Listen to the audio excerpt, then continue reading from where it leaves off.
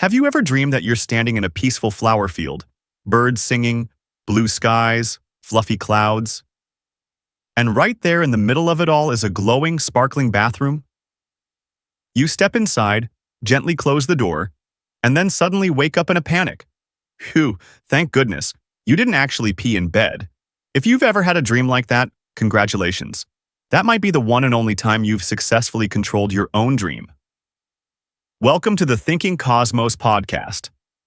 This is where we explore the strange but real wonders of the human mind, from memory and the subconscious to dreams about needing to pee.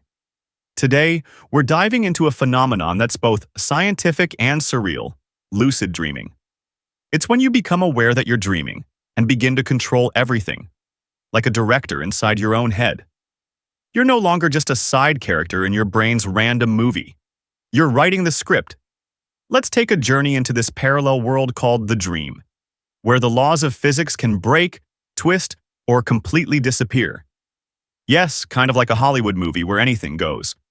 Once you hear that some people fly, cast spells, or even go on dream dates with their crushes, you might ask yourself, is this real? Or are those people just having strange late-night snacks? Don't worry, science has looked into this. And the results are more surprising than you think. Lucid dreaming is real and measurable. Back in the 1970s, a researcher named Stephen LaBerge at Stanford University found a way to prove it. He asked trained lucid dreamers to do one simple thing while dreaming. When they realized they were dreaming, they were to move their eyes left, right. Why? Because during deep sleep, your body is mostly paralyzed, but your eyes can still move. And guess what? Eye movement machines, called EOGs, recorded those exact signals. That means the person lying still was consciously sending signals from inside the dream to the outside world. The brain was basically saying, I know I'm dreaming, I'm aware, and I'm in control. When you enter REM sleep, which stands for rapid eye movement, brain activity increases, especially in the prefrontal cortex, the part of your brain responsible for logic, willpower, and self-awareness. Normally, this part of the brain is asleep when you are. But during a lucid dream, it wakes up early, ahead of the rest of the brain, and says, wait a minute, something's off. This has to be a dream. Let me drive. And just like that, your brain becomes the director of your dream. Is lucid dreaming the same as a hallucination? Hallucinations usually happen when you lose control. Lucid dreams are the opposite. You are aware and often remember them clearly when you wake up. It's almost like a third state of consciousness. Not fully awake, not fully asleep, but somewhere in between. A unique mental space where you can explore your own mind, actively and intentionally. Some scientists even use lucid dreams as a tool to study consciousness, because it's one of the rare times you can interact with your own inner world while it's happening. So, who is most likely to have lucid dreams? The good news is, anyone can experience them, although some people do more often than others. Here are a few factors that can help. Children often have natural lucid dreams. Their brains are less locked into habits. People who frequently remember their dreams are more likely to go lucid. And most importantly, people who practice the right techniques, like the ones we'll explore next. You don't have to be a superhero or a Tibetan monk to have a lucid dream. In fact, learning to control your dreams is a skill, one that you can actually train. It's kind of like solving a Rubik's Cube, except this one lives inside your brain. Here are some simple, effective techniques that many people have used, and yes, some of them ended up flying through the sky in their dreams. 1. Keep a dream journal. Seriously. Every time you wake up, even if you only remember arguing with a French-speaking duck, write it down. Use a notebook or a note-taking app. This helps train your brain to remember dreams more clearly. And over time, you'll start noticing repeating signs and symbols. After a few weeks, you'll build your own personal dream dictionary. You might discover things like, every time there's a weird elevator, I'm dreaming. And just like that, you become aware inside the dream. 2. Ask yourself throughout the day, am I dreaming? Do it multiple times a day, and add some simple actions. Look at a clock twice. If the time changes wildly, you're probably dreaming. Look at your hands. In dreams, hands can be blurry, missing fingers, or look like rubber. Pinch your nose and try to breathe through it. If you still can, congratulations. You're dreaming. Doing this repeatedly while awake trains your brain to do it in the dream. And one day, you'll ask, "Am I dreaming?" and realize, yes, you are. 3. Try the Wake Back to Bed technique, WBTB. Sleep for 5 to 6 hours. Then wake up for 15 to 30 minutes. During that time, read about lucid dreams, meditate lightly, or imagine yourself in a dream. Then go back to sleep. But now, with clear intention. Your brain is more likely to slip into REM sleep, bringing your conscious awareness with it. Some people call this waking up, so you can dream on purpose. 4. Use intention before sleep. Right before bed, repeat silently in your mind. Tonight, when I dream, I will realize I am dreaming. Repeat this like a mantra, gently until you fall asleep. It's simple, but it speaks directly to your subconscious, like planting a little flag in your dreams before they even begin. 5. Use modern tools. There are apps that help track sleep and train lucid dreaming. Awoken for Android. Dreamkeeper for iOS. These apps let you record dreams, set reminders to check reality, and track your progress like a personal dream scientist. Gentle reminder. Not everyone gets lucid right away. Sometimes, the moment you realize you're dreaming, you get too excited and wake up. If this happens, try to stay calm. Take deep breaths and focus on your hands to stabilize the dream. So yes, dreams can be hacked, but not with machines. With awareness, patience, and a bit of playful curiosity. And if you stick with it, who knows?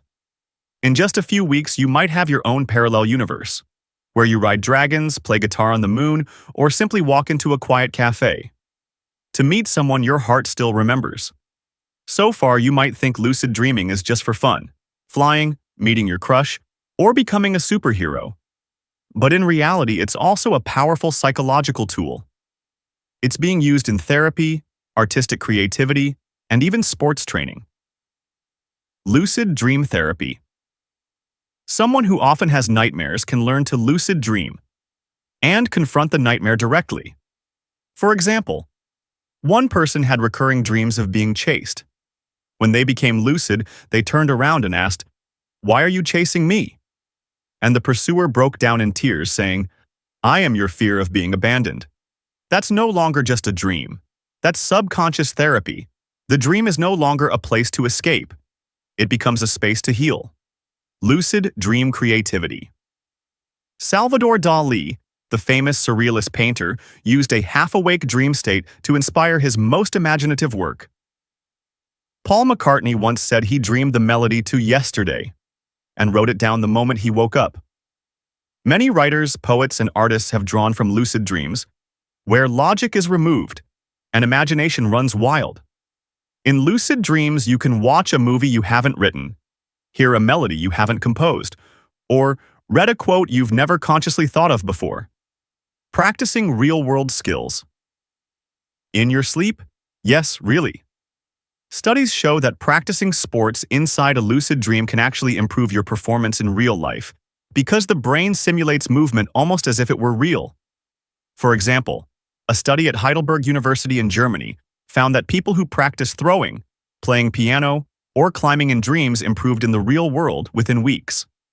The brain doesn't fully distinguish between real experiences and vividly imagined ones, especially during REM sleep. That means, if lucid dreaming is your training ground, your brain still counts it as practice. Lucid dreaming as meditation. Some Tibetan Buddhist traditions teach something called dream yoga. The goal isn't to control dreams for fun, but to observe them, just as you observe your body and mind. From there, you begin to realize everything is impermanent, even the self inside the dream. For them, lucid dreaming is a step toward deeper awareness, not just in sleep, but in waking life too. In short, lucid dreaming isn't just a magical playground. It can be your inner laboratory, where you heal deep psychological wounds, practice and grow new skills, and even explore meditation on the deepest level. Now you might wonder, lucid dreaming sounds amazing, but can it really change my life? The answer is yes, and sometimes more deeply than you'd expect. When you've learned to stay calm in a chaotic dream, you start to see waking life a little differently too. You notice that real life sometimes behaves like a dream. People argue over things that make no sense. You chase after desires like you're caught in a half-conscious trance. And then you begin to ask yourself in everyday moments, am I really living right now, or just drifting through each day on autopilot? That's when lucid dreaming stops being about sleep and starts awakening your life. Dreams are a mirror of the mind, especially lucid dreams. They reflect more clearly than a security camera who you really are. Inside. In dreams, you can't pretend. You meet old memories, forgotten joys, and unresolved pain. But you may also discover courage, creativity, and compassion you didn't know you had. Lucid dreaming doesn't turn you into someone else. It simply shows you you've always had that power. You just forgot. And sometimes, dreaming is just fun. Don't pressure yourself. Some nights, all you need is a dream where you eat 20 scoops of ice cream that have 0 calories, you play with a talking cat, or you float in a hammock among the stars. And if you wake up smiling, feeling lighter, that's already more than enough. So, are you really awake right now?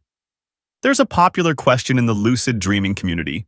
If I didn't know I was dreaming while I was dreaming, then how do I know I'm not dreaming right now? Try pinching yourself. If you feel pain, maybe you're still awake. But if not, then welcome to the podcast, Inside a Dream. Thank you for joining this journey into the world of lucid dreaming. Whether you're listening in the middle of a bright morning or just before falling asleep, remember this. Your mind is a universe, and in dreams, you hold the map. So if one night you realize you're dreaming, don't be afraid.